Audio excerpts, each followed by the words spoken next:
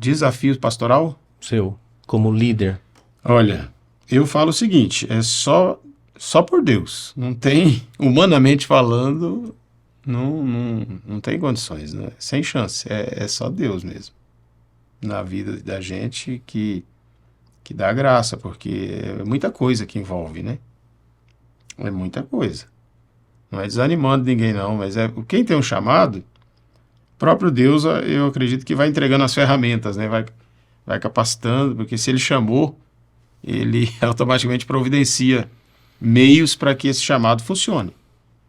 Porque é bem complexo, é muito diferente a vida de pastoral, ela é totalmente diferente. Pegando essa fala sua, esses dias eu até anotei uma frase que me marcou. Cara, disse, se Deus deu a visão, ele dá a condição. Exatamente. Eu estava passando uma situação, e aí questão empresarial, e aí, quando eu vi essa frase, bem, se eu vi, a condição vem. Né? Então eu, diante de tudo que eu vivo e passo, né, eu tenho as minhas formas, minha fé, então eu procuro enxergar assim e tem dado certo. Mas eu vejo que é um desafio. É um desafio. Você vem aqui há 2 anos em Rolim, acredito que você passou por mudanças, né? Você tem o seu jeito de administrar, quem estava tem o seu jeito de administrar, 38 anos, o senhor falou. 38 anos. Uma cultura já implantada, uma visão já implantada, né? Então, quando o Maxwell vem, o Maxwell ou o João ou Pedro, enfim, nesse caso o Maxwell vem com a visão diferente, né? E aqui eu não entro no mérito de melhor ou não, é visão diferente, cada um tem uma visão, né? Esse embate acontece? Lideranças são trocadas, como é a aceitação? Você diz, né? Só pela misericórdia, mas assim, dentro da igreja, que a gente que está de fora, a gente tem uma visão, né? A gente tem uma visão. Então a minha visão é o quê? Não. Tem uma compreensão aí por trás. E às vezes não tem, né? Sim. Como é isso? Isso te desanima ou te fortalece? Não, isso fortalece. E quando eu cheguei, né, a gente passa a conhecer todo o contexto, né, do trabalho que foi feito durante esses anos. E algo que eu falei para a igreja, e especialmente para os obreiros, eu tomei posse no domingo, na segunda-feira a gente fez uma grande reunião com todos. E eu falei assim, olha, eu não vou chamar de mudança o que estamos a fazer, vou chamar de atualização. Eu dei esse nome. Não vou dar o nome de mudança. Atualização, porque foi feito até aqui o trabalho, deu certo, funcionou, e nós estamos aqui para dar continuidade, porém atualizando aquilo que precisa ser atualizado, né? Estamos num tempo novo e não tem como não atualizar. Isso acontece em todo segmento, porque não na igreja. Não pode remover os princípios bíblicos, mas atualizar a condução, a gerência, tudo isso é necessário. É a reciclagem que acontece por aí, né? Então isso é necessário. E o pessoal abraçou a causa, né? Eles entenderam e pela misericórdia de Deus, o histórico que a gente, por onde passou, deu certo, né? Funcionou. Compraram a ideia, estamos juntos, tá dando certo. Aquela casa cheia então, né, é fruto dessa mudança. Eu creio que sim, né? Deus tem tido misericórdia e o povo tem estado junto, né? É incrível, né? Inclusive, a gente vê assim, um crescimento rápido, né? Em pouco tempo. Eu esperava o que já está acontecendo aí nos 5 anos, mas surpreendeu. Tem surpreendido, né? E graças a Deus, estamos aí. O senhor atribui a Deus? Sem dúvida alguma. Sem dúvida alguma.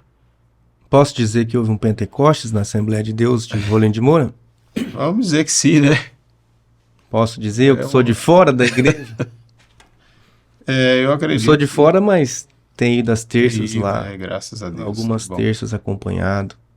É algo sobrenatural, eu vejo, de Deus. Eu vi que um dia postou lá 70 e poucas ministrações de terça. Falei, nossa, quando eu fui primeiro era 33, 34. Passou 2 anos para você rápido e passa mesmo. Já estamos em 93 ministrações de quando eu cheguei de terça, né? E a gente vê um número daquele de pessoas numa terça-feira, dia de trabalho, né? Eu vejo como um milagre. E eu sempre observo que você cita as pessoas de outras denominações. Sempre tem, né? Visitantes. Sim. né? Enfim, católicos, espíritas, como que é a igreja? A igreja abraça, a igreja acolhe, a Assembleia de Deus acolhe. Acolhe. Isso que eu estou dizendo, que...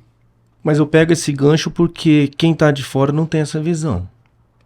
Mas se não acolhesse, será que não... Eu penso que acolhe, porque senão eu parava de ir, né? Sentiria mal, sentiria... Sempre acolheu?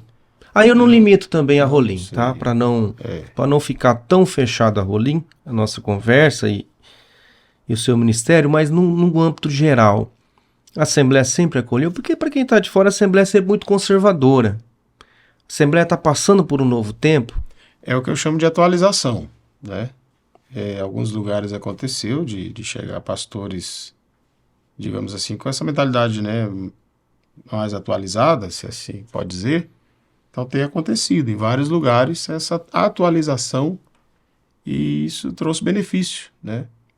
Abraçou mais, né, todos e aquelas resistências, aquelas... Conservadorismo. Conservadorismo, de repente, ficou mais flexível, né? E é isso aí, tá acontecendo, né? E você acha que essa flexibilização, ela interfere no processo de ganhar para Cristo? Deixou algumas coisas radicais, por exemplo, assistir televisão. Né? Isso aí já faz tempo. Já, né? Faz tempo. Faz bastante tempo mesmo. Quando eu cheguei na Assembleia de Deus, quando eu tinha 19 anos, ainda tinha alguma coisinha assim nisso, mas era bem pouco.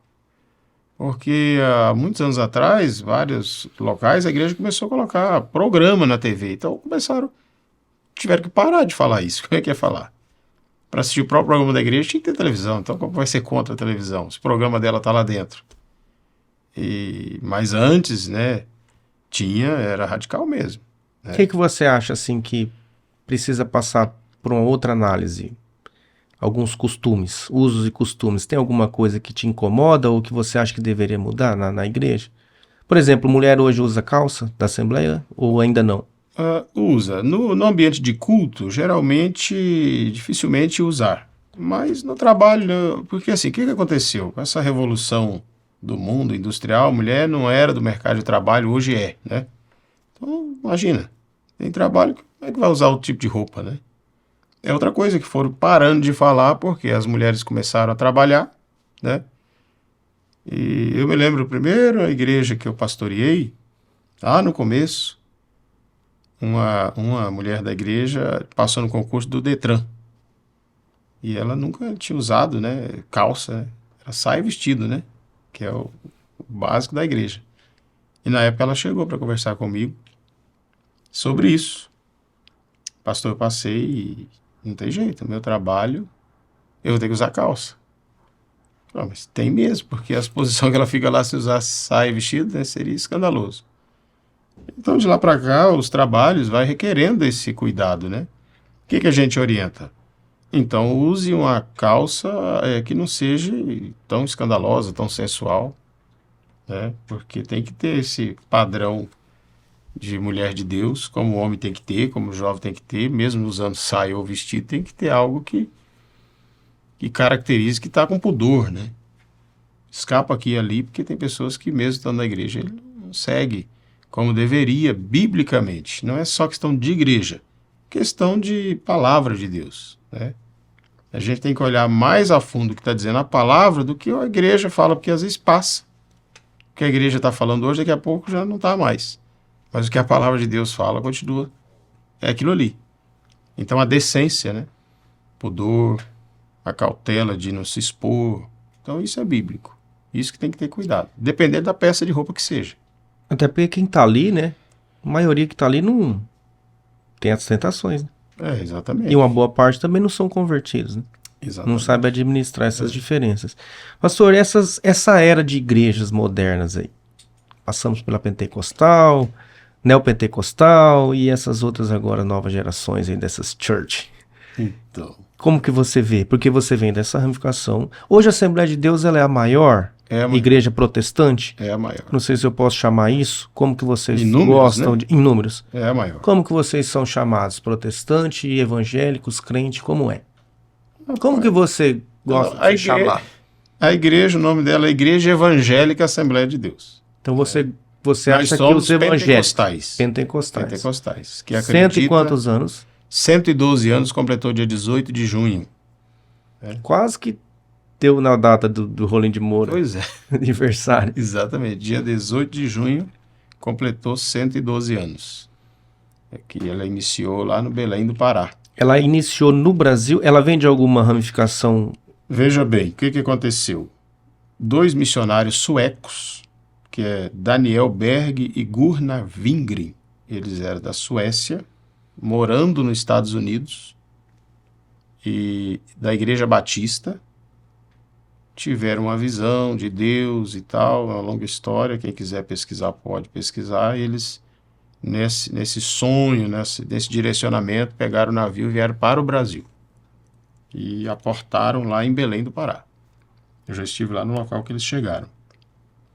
Chegaram ali em 1910, no Porto, e começaram cultos, que eles eram batistas, na casa de pessoas. De repente, teve ali algumas manifestações do Espírito Santo e eles pediram para eles dar licença porque não era o segmento da igreja, entendeu? E aí eles iniciaram a obra pentecostal, que se tornaria a maior obra pentecostal de todos os tempos. E ali começou e não parou de crescer. E foi assim. E já fazem 112 anos. Hoje tem manifestações? Tem manifestações. Batismo com o Espírito Santo, né? Que é falar novas línguas, os dons. A gente crê na atualidade dos dons espirituais. Porque a Bíblia diz assim, né? O Espírito Santo não cessaria a sua atuação. Há quem diz que seria só no dia de Pentecostes, né? Foi ali e acabou. Mas não há base bíblica, porque se você ler, tem textos e textos que continuaria. E continuou. Né? E tem algumas igrejas que acham que cessou. E a gente entende que não cessou. Mesmo igrejas evangélicas entendem que cessou? Existe segmento evangélico que entende que cessou. Não vou citar nome aqui, sim, mas existe. Vários segmentos que acham que cessou. Inclusive, eles foram pediram licença deles porque, não, se cessou. Entendeu?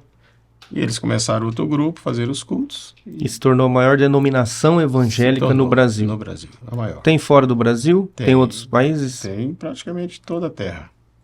Assembleia de Deus. Igreja Assembleia de Deus. E da Assembleia de Deus vem as ramificações. Vem através de cismas. Tem muitas igrejas que Belém, isso, Madureira. Tem muitas, né? Muitas, Missão, tem muitas. É difícil até de citar todas hoje que foram galhos aí que foram expandindo, né? Por vários motivos, né? Que a gente sabe, alguns outros não, mas... E continua crescendo.